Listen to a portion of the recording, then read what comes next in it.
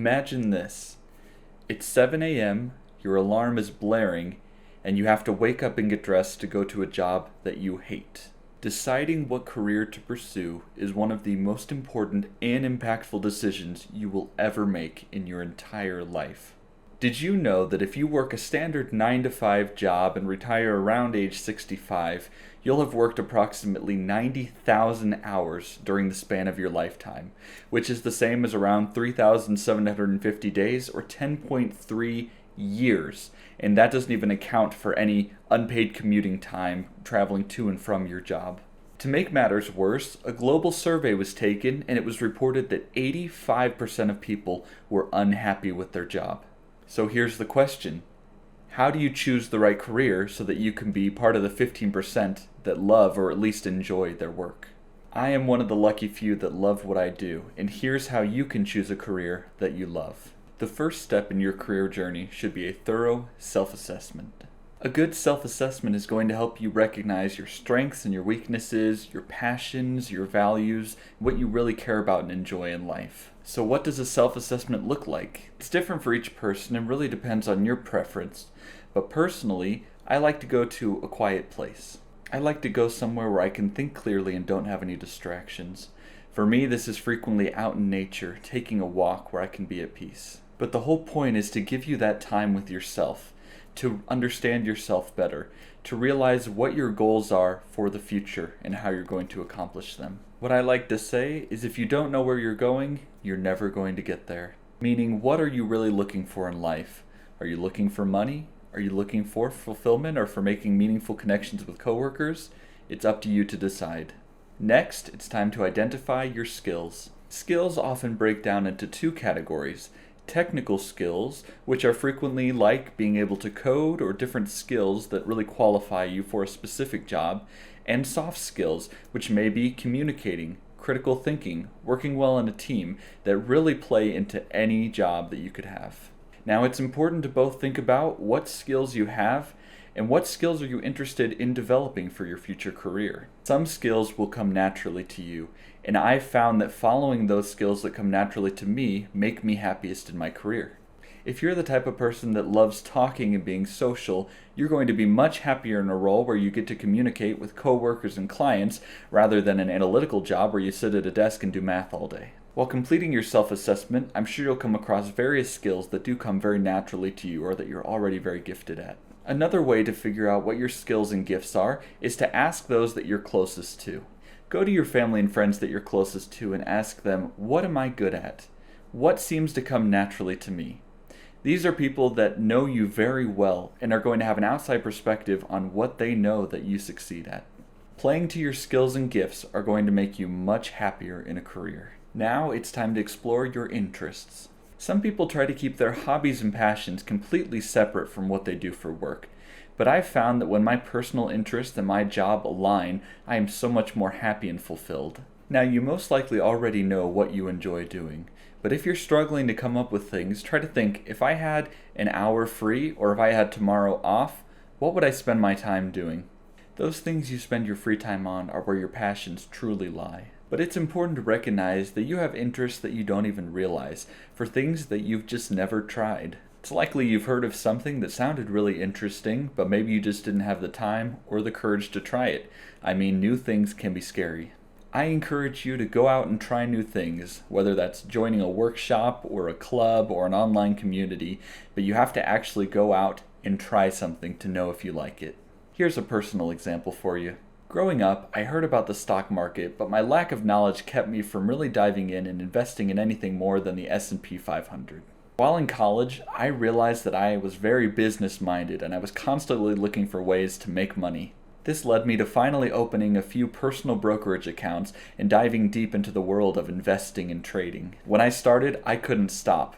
I would spend 8 or 9 hours a day watching videos, reading books, or just watching my own stock portfolio to learn more about the companies I was investing in. Who knew? Something that sounds very boring for some people turned into a very exciting and profitable career for me in the stock market. Following what really interests you and gets you excited is going to be how you find a career that you love and enjoy. Next, you need to uncover your values. And by values, I mean the things that really matter most to you. So, what would make a successful career for you? Would it mean a high paying job, good work life balance, a company culture that you really enjoy? My mom is a fifth grade teacher and she absolutely loves what she does.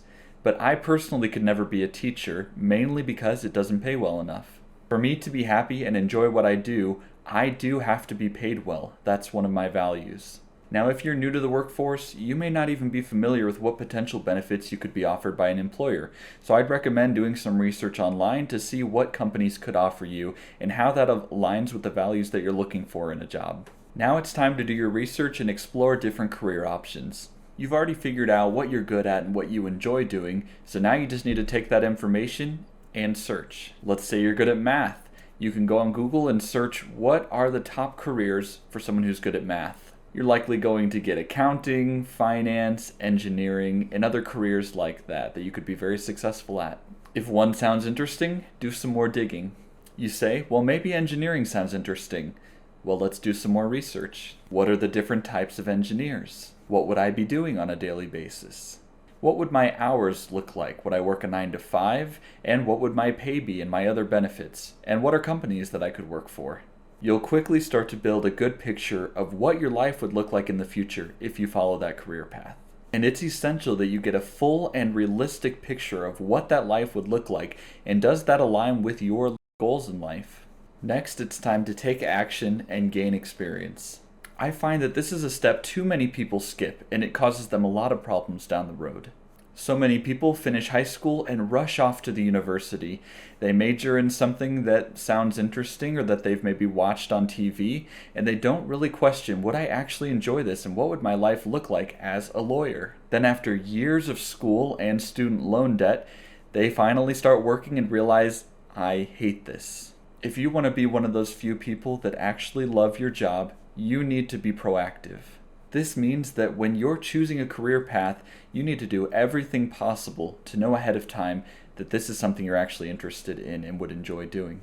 So my recommendation would be go and get some personal experience. You could try a 3 to 6 month internship in that line of work, and this will give you a great perspective of if you'll really enjoy that work. This will help you save so much time, money, and headaches in the process. I would also recommend networking with people who are working in that field. It's very easy to jump on LinkedIn and search that job or career path that you're interested in, find people who are working in that field. You can send them a message and say, hey, I'm interested in going into this line of work and I'd love to see if you have 10 or 15 minutes sometime that we could chat and I could learn more about what you do. By speaking with people who are actually doing the work in the career that you're interested in, you'll be able to get a really good picture of if it sounds like something you'd enjoy doing and if the person you're networking with actually enjoys what they do. And finally, avoid peer pressure and realize that it is okay to change your path. Growing up, I always planned on becoming a neurosurgeon. I even got my bachelor's in neuroscience. Medicine aligned very well with both my skills and interest and seemed like the perfect opportunity for me. That is, until I was halfway through college and started looking deeper into what a career as a neurosurgeon would actually look like. As I did my research and began to network with other neurosurgeons, I realized that the job did not align with my values. I recognized that I didn't want to spend 15 years continuing through school and residency, and after that I didn't want to work 80 hours or more in a hospital. While I did want to make a lot of money, I also wanted to have time to spend with my family and friends. Even though I made this realization, I still tried to push being a neurosurgeon for another year. I finally came to the conclusion that I would never be happy as a doctor because it did not align with my future goals in life. I realized that peer pressure and society played a large factor in me wanting to become a doctor and continuing to push that on myself even when I began to realize that it was not for me. And while it's hard to shift gears and change paths after committing so much time, you can do it. And though that bachelor's of neuroscience may not seem very useful for finance, I was able to pivot to working in the stock market because it's what I love and am passionate about.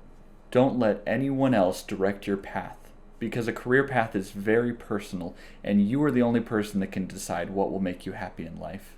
And just because someone else enjoys being a doctor doesn't mean that you will. If you want to find a career that you love, you have to follow your own skills and interests and values. And all three of these things need to align for you to truly enjoy your career. And realize you may love your career but hate your company.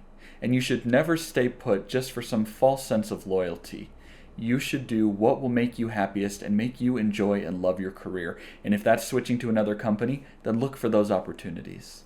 Today, there are a million opportunities and jobs you've probably never even imagined. And that's why you have to go out and do your research so you can find those jobs that are going to align. And when you find that career that aligns with your skills, your interests, and your values, then you've found a career that you love. I wish you the best of luck with your career.